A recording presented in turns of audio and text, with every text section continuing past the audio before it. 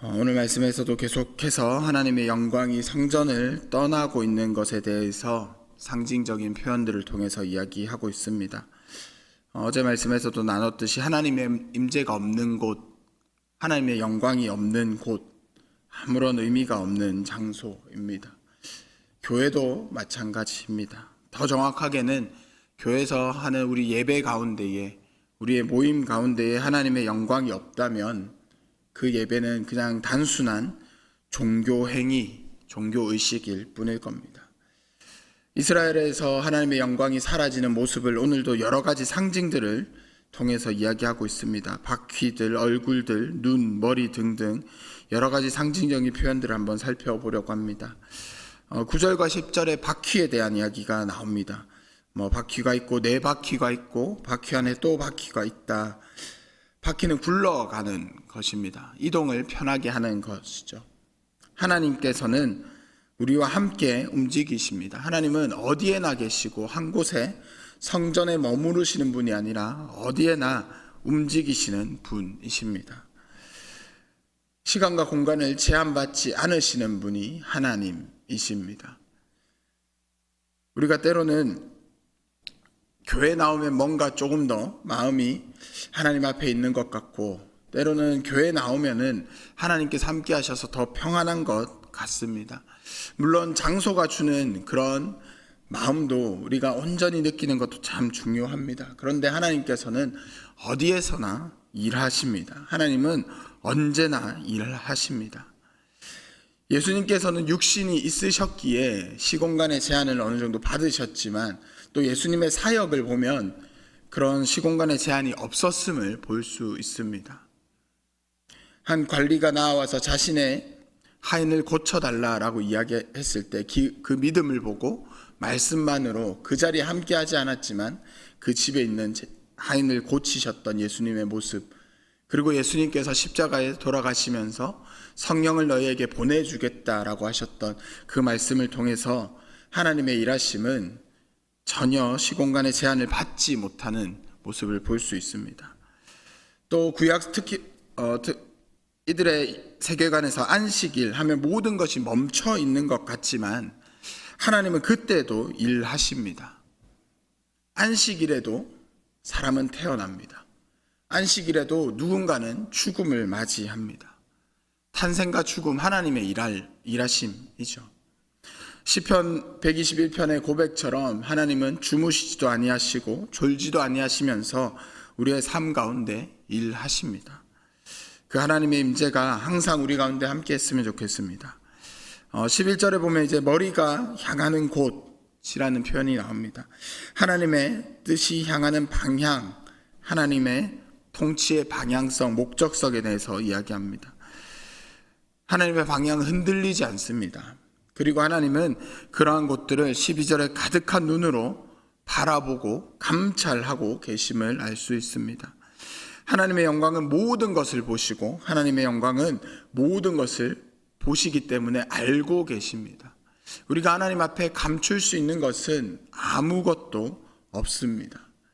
여기서 말하는 눈은 감시자, 감찰하는 것과 더불어서 돌보시는 분이다라는 표현까지 함께 가지고 있습니다. 하나님 우리 죄에 대해서는 명확하게 감찰하시면서 감시하십니다. 우리 연약한 부분들, 우리가 넘어지는 부분들, 말씀대로 살지 못하는 부분들은 감시하시면서 하나님께서 돌이키게 하십니다. 동시에 우리가 하나님 앞에 간절히 말씀 붙들고 살아가고 싶지만 연약해서 넘어질 때에 하나님께서 인도하시는 그 길 가운데에 우리가 더 이상 할 수 없을 것 같이 낙심할 때에 우리를 돌봐주시기도 하시는 분이 하나님이십니다. 하나님 우리를 심판도 하시지만 우리를 돌봐주시기도 합니다. 그것은 교회에서만이 아니라 우리가 행하는 모든 자리에서 그렇게 하나님이 우리와 함께 하십니다. 오늘도 그 하나님을 의지하면서 나아가는 우리의 하루가 되었으면 좋겠습니다. 우리가 살아가는 모든 자리에서 하나님의 영광이 나타나고 우리가 거하는 모든 자리에서 하나님의 돌보심을 의지하며 나아가는 우리가 되기를 축복합니다. 또 14절에는 내 얼굴이 나옵니다. 그룹의 얼굴, 사람의 얼굴, 사자와 독수리의 얼굴들이 등장하고 있습니다.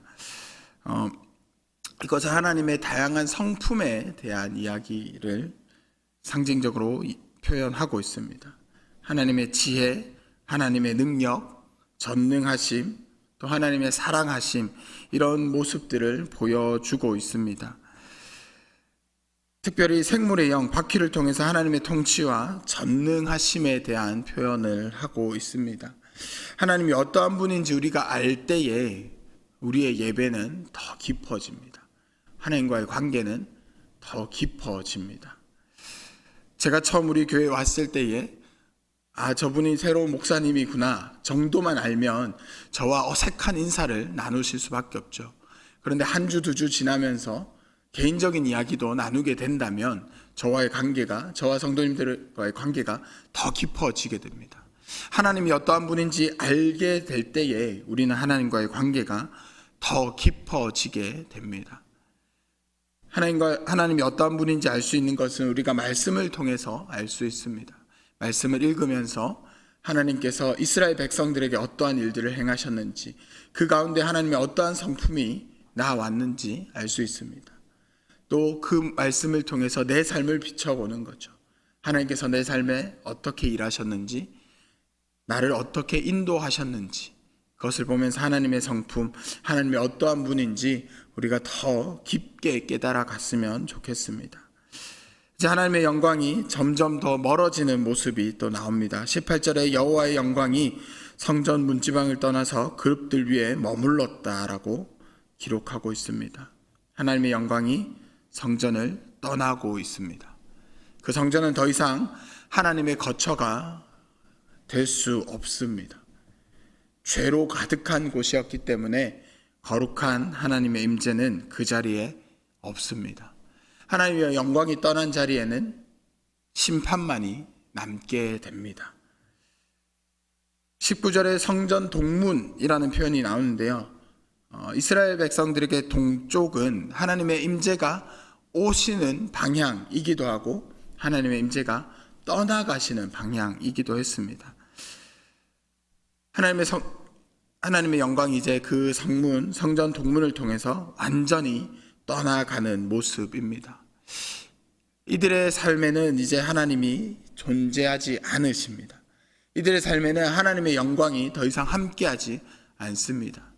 죄로 가득 찼기 때문입니다. 여러분, 우리의 삶에는 하나님의 영광이 가득하십니까? 우리의 삶에, 우리의 일상 가운데에, 어제 하루를 보냈던 그 일상 가운데에 하나님의 영광이 있었는지, 아니면 나의 생각들이 있었는지 한번 돌아보았으면 좋겠습니다. 우리의 생각들로 가득 찼을 때에 하나님의 영광이 그 자리에 함께 하지 못합니다. 성경의 표현 가운데, 우리가 또 기도하는 표현 가운데에 성령이 충만하게 하여 주시옵소서, 하나님의 영광이 충만하게 하여 주시옵소서라는 표현이 있습니다.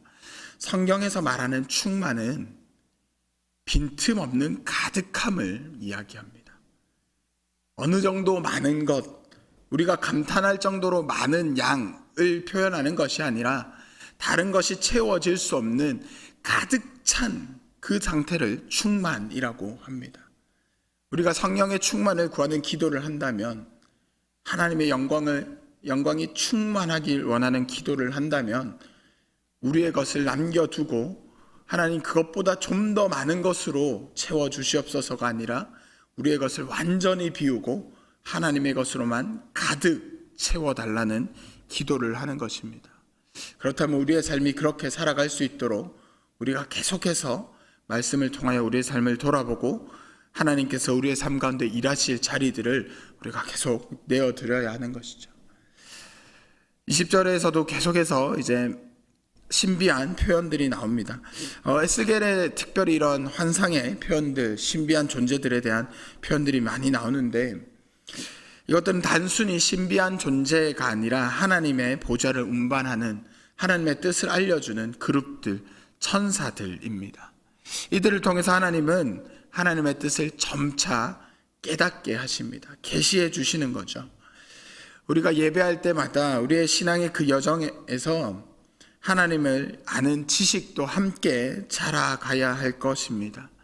하나님에 대해서 더 많이 알수록 하나님께서 일하시는 것을 우리가 더 많이 느껴갈 수 있을 겁니다. 저희 모교의 집사님의 이야기를 한 가지 좀 나눴으면 좋겠는데요. 그 집사님께서 어떤 사업의 중요한 결정을 두고 해야 될까 말아야 될까라는 고민을 되게 많이 하셨답니다. 새벽 기도를 마치고 혼자 개인 기도를 하고 있을 때에 이렇게 장의자에 앉아서 기도하는데 옆에서 혼자 앉아 계셨는데 옆에 누군가 지나가면서 똑똑똑 장의자를 두드리셨답니다. 와이프가 먼저 집에 간다는 것인가 하고 잠깐 기도를 멈추고 봤는데 와이프는 저 앞에서 또 기도를 하고 있었답니다. 이렇게 두드리는 소리가 한 2번 반복이 됐습니다. 그리고 그날 이제 출근을 하셔서 아침에 일상을 시작하기 전에 큐티 말씀을 폈는데 그때 본문이 두드리라 그리하면 열릴 것이다 라는 본문이었다라고 합니다. 하나님께서 때론 그렇게 신비적인 방법으로 일해 주실 때도 있습니다. 그런데 그때 우리가 말씀을 알지 못했다면, 읽지 않았다면 하나님의 뜻을 깨닫지 못했겠죠. 때로는 말씀을 통해서 우리에게 알려주실 때도 있고요, 기도를 통해서 알려주실 때도 있고요, 성도 간의 대화를 통해서 하나님의 뜻을 말씀해 주실 때도 있습니다. 그런데 그때 우리가 하나님에 대한 지식이 있다면 더 하나님의 뜻을 잘 깨달을 수 있으실 겁니다. 그러한 지식이 없을 때 하나님의 인도하심이 혼란스러울 때도 있고 잘 깨닫지 못할 때도 있습니다. 하나님의 일하심을 깨닫지 못할 때에 우리는 죄에 빠질 가능성이 더 많습니다. 그때에 하나님의 영광이 우리를 떠나가실 수도 있습니다. 오늘도 말씀을 대하면서 또 기도하면서 하나님을 더 알아가고 우리의 것들을 비워내고 하나님의 것으로 채워서 우리의 삶이 하나님의 영광이 떠나지 않는, 하나님의 영광이 충만한, 성령이 충만한 그런 그리스도인으로 살아가는 우리가 되었으면 좋겠습니다. 그런 우리 교회가 되기를 주님의 이름으로 축복합니다.